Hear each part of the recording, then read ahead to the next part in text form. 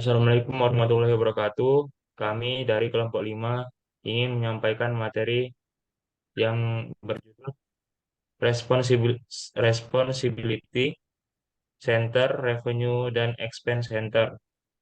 Berikut anggota kelompok kami, Geger, Anggito Arif, Muhammad Ilmi, Dafa Muhammad Ali Ridho. Next. Pusat tanggung jawab merupakan organisasi yang dipimpin oleh orang manajer yang bertanggung jawab terhadap aktivitas yang dilakukan. Pada hakikatnya, perusahaan merupakan sekumpulan pusat-pusat tanggung jawab yang masing-masing diwakili oleh sebuah kotak dalam bagian organisasi. Pusat tanggung jawab tersebut membentuk suatu hierarki. Sifat pusat tanggung jawab, perusahaan secara keseluruhan memiliki cita-cita dan manajemen senior menentukan sejumlah strategi untuk mencapai cita-cita tersebut. Fungsi dari berbagai pusat tanggung jawab dalam suatu perusahaan adalah untuk mengimplementasikan strategi tersebut. Hubungan antara input dan output. Manajemen bertanggung jawab untuk memastikan hubungan yang optimal antara input dan output di sejumlah pusat tanggung jawab. Hubungan itu bersifat timbal balik dan langsung, misalnya seperti di departemen produksi, input bahan baku menjadi bagian fisik dari barang jadi. Selanjutnya ini disampaikan oleh teman saya.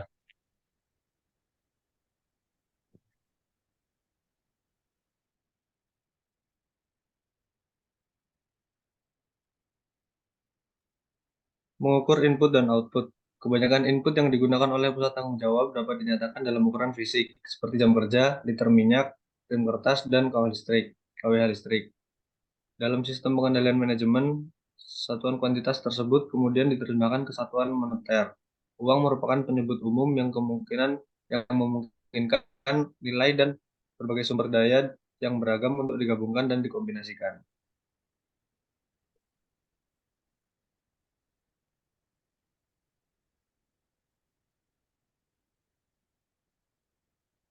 Jenis-jenis pusat tanggung jawab. Ada 4 jenis pusat tanggung jawab digolongkan menurut sifat input dan atau output moneter yang diukur untuk tujuan pengendalian.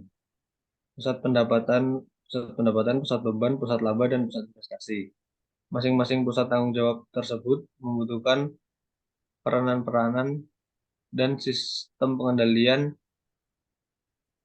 yang berbeda. Ditinjau dari ringkas peran-peran dan teknik-teknik pengendalian yang digunakan di pusat pendapatan dan kemudian beralih ke diskusi yang lebih luas mengenai teknik-teknik yang digunakan dalam pusat beban.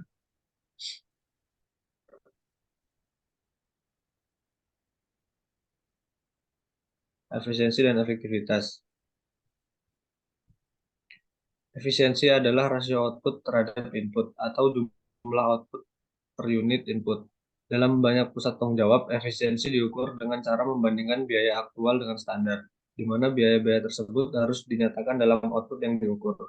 Kelemahan dari metode ini adalah satu, biaya yang tercatat bukanlah tolak ukur atas sumber daya yang sebenarnya digunakan, dan dua, standar pada hakikatnya merupakan perkiraan tentang apa yang idealnya harus dicapai dalam kondisi yang ada.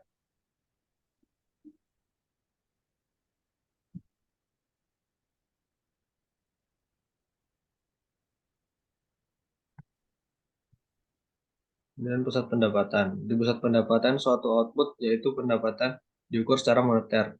Akan tetapi tidak ada upaya formal yang dilakukan untuk mengaitkan input, yaitu beban atau biaya, dengan output. Jika beban dikaitkan dengan pendapatan, maka unit tersebut akan menjadi pusat laba.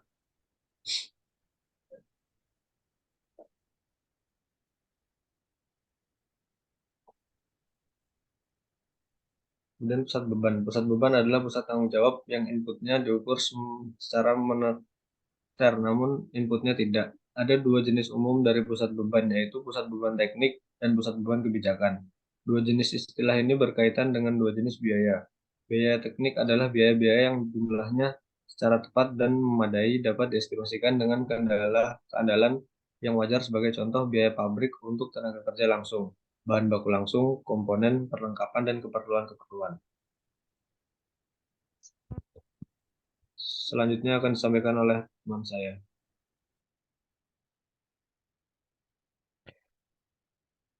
Pusat pusat beban teknik mempunyai ciri-ciri. Satu, input dapat diukur secara moneter. Dua, input dapat diukur secara fisik. Dan tiga, jumlah rupiah optimum dan input yang dibutuhkan untuk memproduksi satu unit output dapat ditentukan. Slide berikutnya.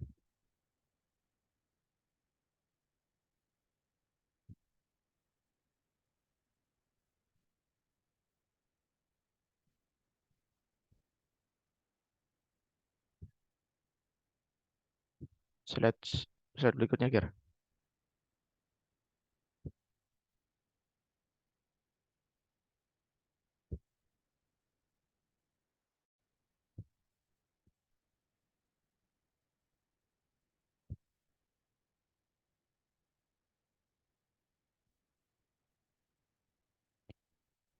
Ciri-ciri pengendalian umum.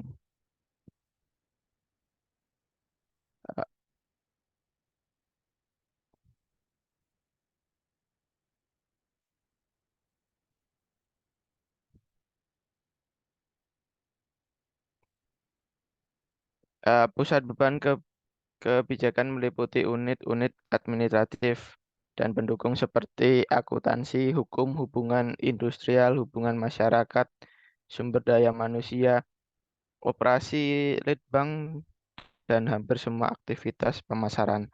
Output dari pusat biaya ini tidak bisa diukur secara moneter. Slide berikutnya.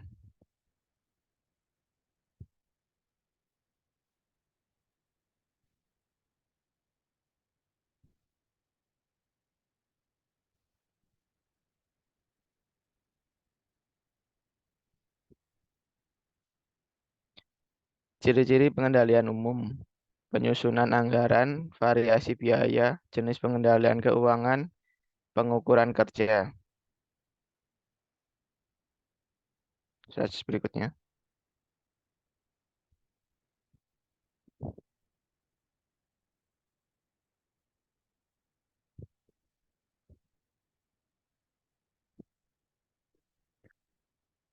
Variasi biaya. Biaya di pusat pengeluaran kebijakan cukup terlindungi dari fluktuasi jangka pendek. Berbeda dengan pusat pengeluaran teknik di mana variasi volume jangka pendek memiliki dampak yang signifikan. Slide berikutnya.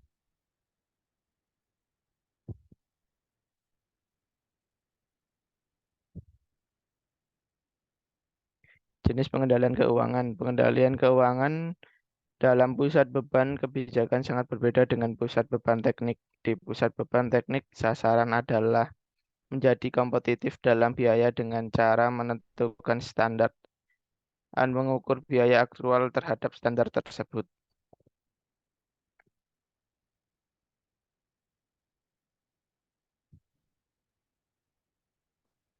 Pengukuran kinerja. Laporan keuangan bukanlah metrik untuk menilai aktivitas manajer di pusat beban kebijakan. Mengukur kinerja non-keuangan seperti tanda kualitas layanan dalam bentuk umpan balik pelanggan.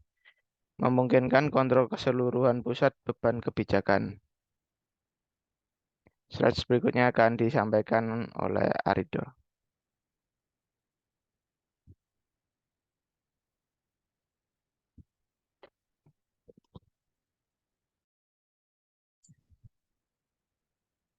Baik, selanjutnya ada pusat administrasi dan pendukung. Pusat administrasi meliputi manajemen senior korporat dan manajemen unit bisnis, serta para manajer unit-unit yang menyediakan layanan kepada pusat tanggung jawab.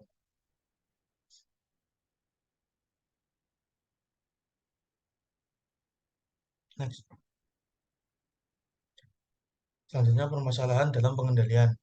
Pengendalian atas beban administrasi cukup sulit dikarenakan pertama masalah-masalah yang ada dalam pengukuran output dan banyaknya ketidaksesuaian antara cita-cita staf departemen dan cita-cita perusahaan secara keseluruhan.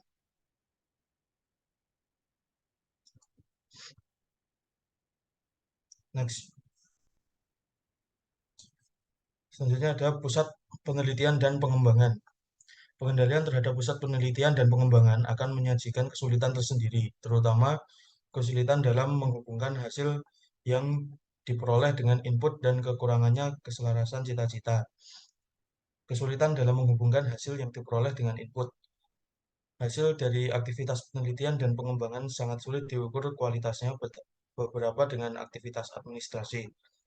Aktivitas litbang biasanya mempunyai hasil setengah berwujud dalam bentuk paten, produk-produk baru, atau proses baru.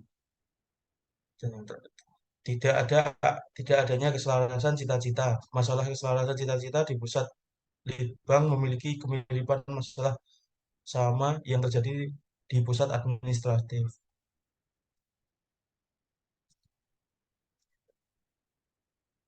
Next. Rangkaian kesatuan penelitian dan pengembangan. Yang pertama, tidak terencana, di mana pihak manajemen hanya membuat keputusan secara umum mengenai bagian yang harus dieksplorasi. Yang kedua, seringkali ada tenggang waktu yang lama antara dimulainya penelitian dengan pengenalan produk baru yang berhasil.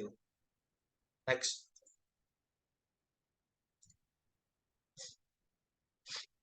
Berikutnya ada pusat pemasaran. Yang pertama ada aktivitas logistik. Aktivitas logistik adalah aktivitas-aktivitas yang terlibat dalam memindahkan barang dari perusahaan ke pelanggan dan mengumpulkan piutang yang jatuh tempo dari para pelanggannya. Pengajuan rekening dan aktivitas yang terkait dengan fungsi kredit dan penagihan piutang. Yang kedua ada aktivitas pemasaran. Aktivitas-aktivitas pemasaran adalah aktivitas yang dilakukan oleh perusahaan untuk memperoleh pesanan. Next. Sekian penyampaian materi dari kelompok kami. Kurang lebihnya mohon maaf. Wassalamualaikum warahmatullahi wabarakatuh.